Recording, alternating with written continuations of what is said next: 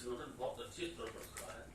उसमें आज झारखंड को भी हम आकर यहाँ पर जो है अपनी बात रखने का हमें मौका मिला। झारखंड में रांची में आकर और धीरेन्द्र अग्रवाल जी और हमारे प्रदेश अध्यक्ष डॉक्टर उमेश जी ने हमें मौका दिया, इसके लिए मैं आप सब लोग यहाँ बैठे हैं, आप सबका धन्यवाद करता हूँ। पर मैं आपको एक बात कहना चाहता हूँ, हिंदू जागृत तो हुआ, सब लोगों की बात आई है कि हिंदू हिंदू हिंदू, तो हिंदू जागृत तो हुआ परंतु इकट्ठा नहीं हो पा रहा है। उसको इकट्ठा करने की जरूरत है। जब वो जागृत हुआ तो उसने सरकारें बनाकर आज दिल्ली में बैठा दी है। आज आप केंद्र में नेतृत्व कर रहे हो, ये हिंदुओं की सरकार है। अगर कोई बात होती है तो हिंदुओं का पक्ष रखने वाली सरकार आज वहां मौजूद है। तो हिंदू ने अपने आप को हिंदू समझना शुरू किया। वो कब किया? जब हिंदू संगठन वहां पर इकट्ठा हुए। जब हिंदू संगठनों ने कार्य करना शुरू किया तो हर घर तक पहुंचने का काम हिंदू संगठनों का रहा कि जिसने हिंदुओं को यह बताना शुरू कर दिया कि हाँ वास्तव में वो हिंदू है। मैं मानता हूं कि बहुत सारी कमियां हैं, हर जगह कमियां होती है, हर संगठन में कमी होती है, हर हिंदू के घर में भी कमी होती है, हर हिंदू के हर परिवार में कुछ ना कुछ होता है। सबको इकट्ठा नहीं किया जा सकता। भाई भाई के साथ बैठने के लिए तैयार नहीं है। हमने अपने परिवारों को खत्म कर दिया, हमारे यहाँ सारी रिश्तेदारियां खत्म हो गई, हमने अपनी जनसंख्या को घटाना शुरू कर दिया। पहले हम दो थे हमारे पहले सबसे शुरू के जब मैं अगर बात करूं तो उस समय क्या हुआ करते थे, हम 5 भाई हुआ करते थे, उन पांचों के 5-5 बच्चे हुआ करते थे, तो 25-30 एक घर की जो है संख्या होती थी। और अगर वहां कोई बात होती थी, किसी भाई के साथ कोई बात होगी या किसी भाई की बहन को किसी ने छेड़ दिया, हमारी बहन को छेड़ दिया, तो जब 30 लाठी निकलकर वहां आती थी ना, तो तब वहां किसी की हिम्मत नहीं होती थी उनका मुकाबला करने की, क्योंकि 30 लोग एक साथ जो लाठी लेकर चलेंगे तो मैं समझता हूँ कि बहुत बड़ा हजूम दिखाई देगा। और वो काम हम लोगों ने ऐसा कर दिया और हम लोग धीरे धीरे अपने पतन की ओर बढ़ गए। हम लोगों ने अपनी जनसंख्या को खत्म करना शुरू कर दिया। पहले हम जो थे हमारे दो वो सब हमारे पर लागू हुआ, किसी दूसरे ने कोई कानून मानना स्वीकार नहीं किया। ये सब हिंदुओं ने कानून मानने शुरू किए। हम दो हमारे दो और बने ही हमारे लिए। अब जो है अब हम लोग हो गए हम दो और हमारा एक। हमने अपनी मौसी की रिश्तेदारी खत्म कर दी, चचा ताऊ की माँ, मतलब सभी रिश्तेदारियां हमारी खत्म हो गई, मामा भांजा सब खत्म होते जा रहे। अब हम रह क्या रहे? और अगर मान लो अब एक ही लड़की हुई तो उसे तो जिहादी आराम से बैठा सुला देंगे ना। आपके यहाँ अंकिता सिंह का मर्डर हुआ, जलाकर मार दिया ना। अभी आपने जिस घटना का जिक्र किया उसमें कितने टुकड़े करे थे। जिस समय वहां पोस्टमार्टम हो रहा था तो डॉक्टर भी रोने लगे थे कि ये कितनी क्रूरता है, और उसके पूरे परिवार ने किया। ये जिहाद है, इस जिहाद को हमें जड़ से समाप्त करना होगा और इसके लिए हमें इस्लाम की कॉपी करनी पड़ेगी। इस्लाम की कॉपी इसलिए आज मैं कह रहा हूं इस गुस्से में, अभी संगठन मंत्री भी बैठे, क्योंकि जिस भाषा को जो समझता है उसे उस भाषा में जवाब देना होगा। जो हमारी बहन की जैसी इज्जत करेगा हम उसकी बहन की वैसी ही इज्जत करेंगे, हम उसके परिवार की वैसी ही इज्जत करेंगे। जब तक हम ये नहीं करेंगे तब तक सामने वाला हमारी बात नहीं समझेगा। आज इस्लामीकरण की तरफ हम लोग बढ़ रहे हैं। आपके क्षेत्रों में जिस तरीके से इस्लामीकरण की घटनाएं हुए हैं वो बहुत खतरनाक है। इस तरह की घटनाएं होनी बहुत गलत है और उसके लिए हम स्वयं जिम्मेदार हैं, क्योंकि हम संख्या में कम होते जा रहे हैं, अपने बच्चे कम पैदा कर रहे हैं, अपनी जनसंख्या हमने खत्म कर दी और साथ में संयुक्त परिवार खत्म कर दिए। संयुक्त परिवार जो भाई बहन इकट्ठे मिलकर सब रहते थे वो सब खत्म हो गए। जब तक हम संयुक्त परिवारों में अपने आप को नहीं जोड़ेंगे, एक दूसरे के दुख दर्द से नहीं जोड़ेंगे, तब तक हम हिंदू राष्ट्र की स्थापना का सपना ही सपना देखेंगे और कुछ ही नहीं करेंगे। मैं मानता हूं कि आप सबने जो है हिंदू राष्ट्र की शपथ ले ली, हमने भी शपथ ले ली, पर उसके लिए जो कार्य है मेन, वो मुख्य कार्य हमारा ये रहेगा कि अपने परिवार को इकट्ठा करना। जब हम अपने परिवार को इकट्ठा करेंगे तब सामने वाले को कह सकते हैं, या सामने वाला कह सकता है भाई ये 5 भाई है, सारे एक साथ रहते हैं, हमें भी साथ रहना पड़ेगा। कहीं ऐसा ना हो कल को हमारे से कोई बात हो जाए तो हम सारे कैसे इकट्ठा होंगे। जब तक हम इकट्ठा नहीं होंगे और हम मजबूत नहीं होंगे तब तक ना तो ये इस्लामीकरण खत्म होगा यहाँ से और ना ये ईसाईकरण खत्म होगा। 2-2 किलो चावल पर बिकने वाले लोग आज सनातन धर्म को समाप्त करने की बात कहते हैं। उनकी औकात है कि वे सनातन धर्म समाप्त कर दे। सनातन धर्म अनादिकाल से चला रहा है। ईसाई कब से आए? 2000 साल से। इस्लाम कब से आया? 1400 साल से। और हम कब से? परंतु वे ताकत रख रहे हैं उन्होंने कई देशों से सनातन को खत्म कर दिया, ये आपको माननी पड़ेगी बात। आज आप हिंदुस्तान में ही सनातनी हो। हम प्रयास कर रहे हैं मोदी जी के नेतृत्व में। अगर आज मोदी जी का जन्मदिन है, मैं उन्हें बधाई देता हूं और शुभकामनाएं देता हूं। और साथ में एक दुख बड़ी बात यह है कि आज कश्मीर के अंदर जिस तरीके से एनकाउंटर चल रहे हैं 3-3, 4-4 दिन से, उन शहीदों को मैं राष्ट्रीय हिंदू शक्ति संगठन परिवार की ओर से जो है श्रद्धांजलि अर्पित करते हुए अपनी बात को रख रहा हूं। और मैं यही कह रहा हूं कि अब हम ऐसी शहादत नहीं सहेंगे। अब हमें जाना होगा, सीमा पार भी जाना होगा, और सीमा पार पर जाकर जो पीओके है वो भी लेना होगा, और उसको उसकी ये भी बताना होगा कि हम कितने ताकतवर हो चुके हैं। ये बम हमने बना के घर में रखने के लिए नहीं रखे कि हमने फोड़ेंगे तो घर में ही फोड़ेंगे। अब हमें फोड़ना तो दूसरे के यहाँ जाके फोड़ना घर में, जिससे कि उसका इलाज कर सके। आज हम लोगों को जात पात में बांटकर हमें कमजोर करने का प्रयास किया गया। हम लोगों को जात विरागी में बांट दिया जाता है। ये अरोरा है, ये गुप्ता है, ये शर्मा है, ये है, ये बहुत सारी जातियां, गुजर है, जाट है, ये सब। तो इस सब से हम लोग कमजोर हो रहे हैं। जब तक हम अपने आप को हिंदू नहीं कहना शुरू करेंगे और अपने आप को ये नहीं मानेंगे कि हम हिंदू हैं, ये दिमाग से निकाल दो कि मैं ब्राह्मण हूं, मैं पंजाबी हूं, मैं जाट हूं, मैं गुज्जर हूं, मैं ये हूं, सब निकाल दो। सिर्फ ये सोचना शुरू कर दो कि हाँ वास्तव में हम हिंदू हैं, तो हिंदू राष्ट्र की स्थापना के लिए तभी हम कदम बढ़ा सकते हैं। और राष्ट्रीय हिंदू शक्ति संगठन की जो सदस्यता है वो बिल्कुल निःशुल्क है।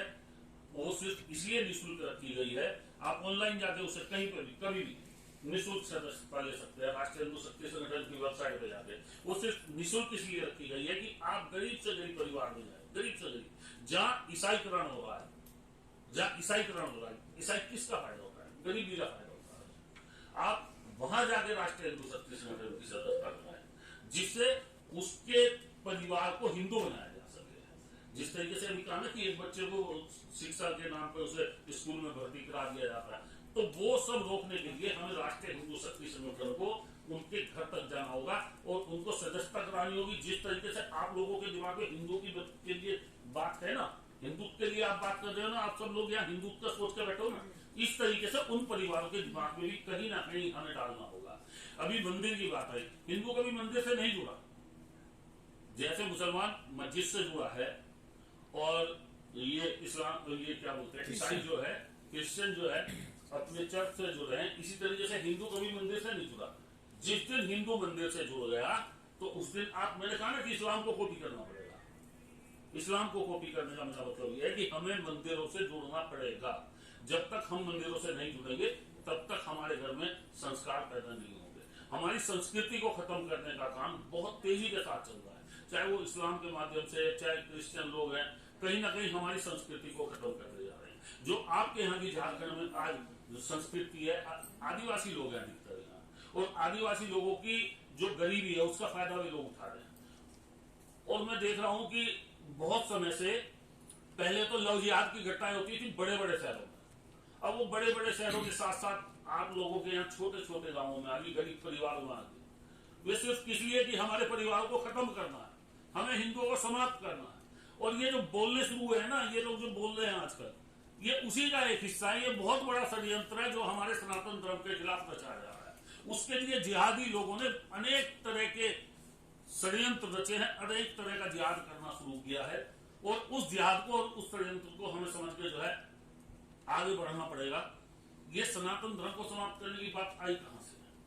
किसने कही? बोलने वाले भी हिंदू, सुनने वाले भी हिंदू, जवाब देने वाले भी हिंदू।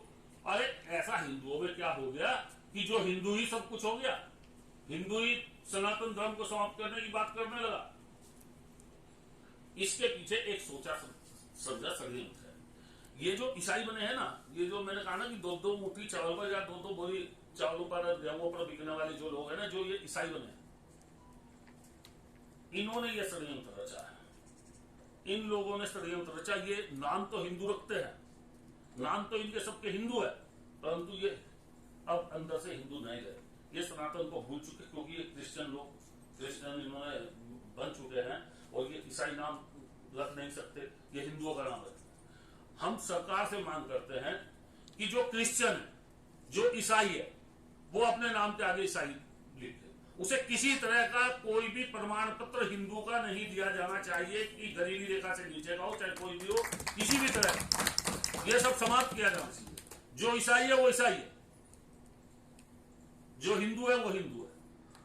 हम लोगों ने बहुत समय से हमारे पास समस्या आए हैं, बहुत सारी, जो आप लोग अभी बहन जी बता रही थी, मधुलिका जी ने भी कहा, उन्होंने कहा कि हमें किस तरीके से आगे बढ़ना है। तो बहन जी समस्या समाज में बहुत है, और हिंदू संगठन का जो निर्माण है ना, हमारा जो नारा है, राष्ट्र निर्माण के लिए, हिंदुओं के सम्मान के लिए। राष्ट्र का निर्माण भी करना है, और हिंदुओं का सम्मान जब तक नहीं होगा तब तक राष्ट्र का निर्माण भी नहीं होगा। हिंदुओं का सम्मान होगा तो राष्ट्र का निर्माण भी होगा। क्योंकि अगर आप चाहोगे कि मुसलमान का सम्मान करके आप राष्ट्र का निर्माण कर लो, तो वो पाकिस्तान का निर्माण करोगे आप, ठीक है ना, ये आप सोच भी नहीं सकते। तो हम राष्ट्र निर्माण के लिए, हिंदुओं के सम्मान के लिए ही ये संगठन बना है, और हमारा नारा भी यही है, जय हिंदू जय हिंदू राष्ट्र। हम हिंदू राष्ट्र की बात करते हैं। आज अगर हम यहाँ पर जो आ रहे हैं ना, इतनी दूर से, कम 1400 किलोमीटर से चल के हम लोग यहाँ, क्योंकि दिल्ली आने में भी हमारा 150 किलोमीटर का रन है, तो 1400 किलोमीटर से हम चल के आए, सिर्फ इसलिए कि आप लोग इकट्ठा हो, आप लोग जुड़े और इस संगठन को आगे ले जाएं। और संगठन को नहीं, इस हिंदुस्तान को आगे ले जाना है, हिंदुओं को आगे ले जाना है। आज इंडिया और भारत में फर्क नजर आने लगा है, ये बहुत समय से था, परंतु आज आने लगा, क्योंकि वहां पर एक हिंदुवादी सोच का प्रधानमंत्री और गृह मंत्री और मुख्यमंत्री बैठने तो हो गए। कहीं ना कहीं आपको अपने मुख्यमंत्री से भी ऐसी आशा रही होगी कि जब ये लव जिहाद की घटना हुई कि इस पर कोई कार्रवाई हो, परंतु कोई कार्रवाई नहीं हुई, क्योंकि उनकी मानसिकता बदल चुकी है। आज यहाँ की कानून व्यवस्था, झारखंड की कानून व्यवस्था बहुत खराब है, और इस कानून व्यवस्था को सुधारने के लिए जो आपने अब गलती कर दी ना, आगे मत करना। मुझे वोट नहीं चाहिए, मैं यहां से नहीं खड़ा हूंगा, नाम किसी वोट की बात करते हैं। राष्ट्रीय हिंदू शक्ति संगठन राजनीतिक संगठन है, भाई साहब बैठे किसान मोर्चे से, इन्हें वोट नहीं लेनी है, ये तो समाज का काम कर रहे हैं, ये हिंदुत्व का काम कर रहे हैं। संगठन मंत्री जी बैठे हैं या ये लोग बैठे हैं, सब लोग ये समाज का काम कर रहे हैं, इन्हें वोट नहीं चाहिए। परंतु अगर, फिर कहूंगा कि अगर राजनीति की दशा दिशा अगर हम लोग नहीं तय करेंगे, तो आने वाला समय बहुत खतरनाक होगा। और जिस दिन इस देश का प्रधानमंत्री मुसलमान होगा, वो इस देश के लिए लास्ट दिन होगा, हिंदुओं के लिए, फिर ये इस्लामिक राष्ट्र होगा। और मैं कह देना चाहता हूं कि इस देश के बहुत टुकड़े होंगे, इस देश के टुकड़ों की बात सोचने वाले व्यक्ति ये समझ ले कि राष्ट्रीय हिंदू शक्ति संगठन इतना कमजोर संगठन नहीं है। अगर कोई हिंदू संगठन को तोड़ने की बात करता है वो तो अलग बात है, अब कोई हिंदुस्तान को तोड़ने की बात करता है तो उसे बर्दाश्त नहीं किया जाएगा। इस देश के टुकड़े करने की भी अगर किसी ने बात सोच ली, तो मैं कह देना चाहता हूं कि राष्ट्रीय हिंदू शक्ति संगठन उसके टुकड़े टुकड़े कर देगा, जो इस देश के टुकड़े करने की बात, इतने कमजोर नहीं है। अगर मैंने किसी को ये नहीं कहा कि वो आतंकवादी है, इस्लाम को जो कॉपी करने वाली बात कही, मैंने आतंकवादी बनने वाली बात नहीं, पर मैंने ये कहा कि जिस तरीके से वे हमारे भाई बहनों के साथ अत्याचार कर रहे हैं, उसी तरीके से हम भी कर रहे हैं। जिस भाषा को जो समझेगा उसी भाषा में जवाब देंगे।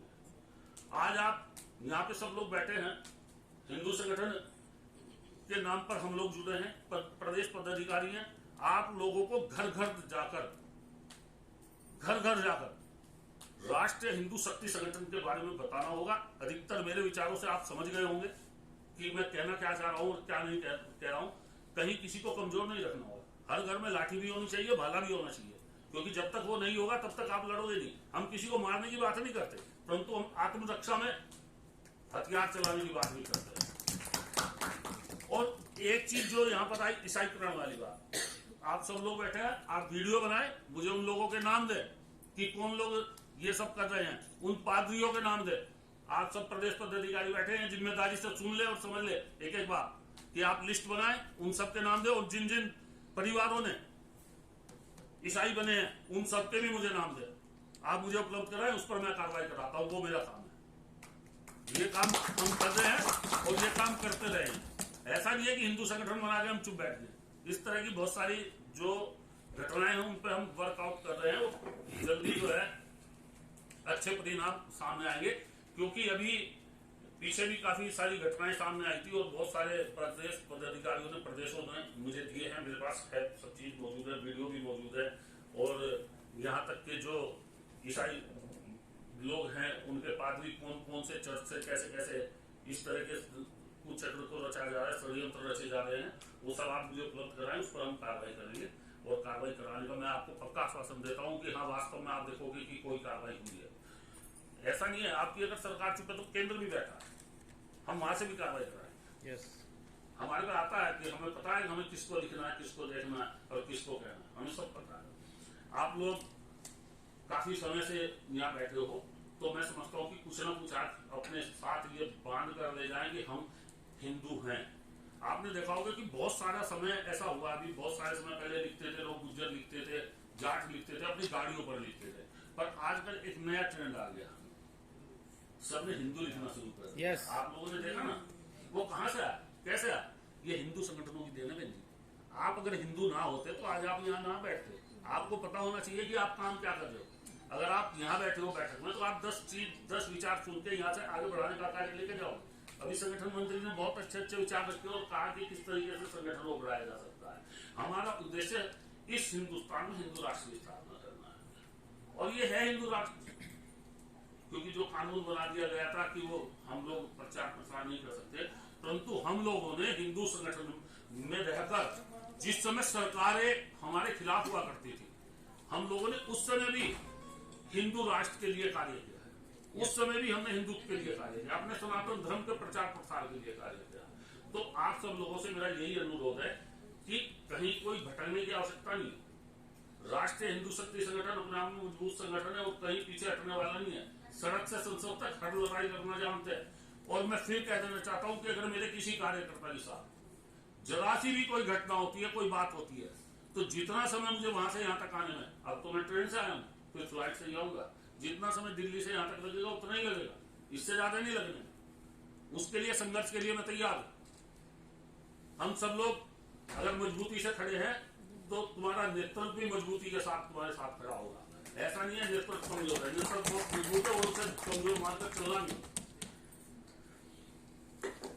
मैं ये एक बात आपको एक कहानी सुनाता हूँ, एक मजेदार।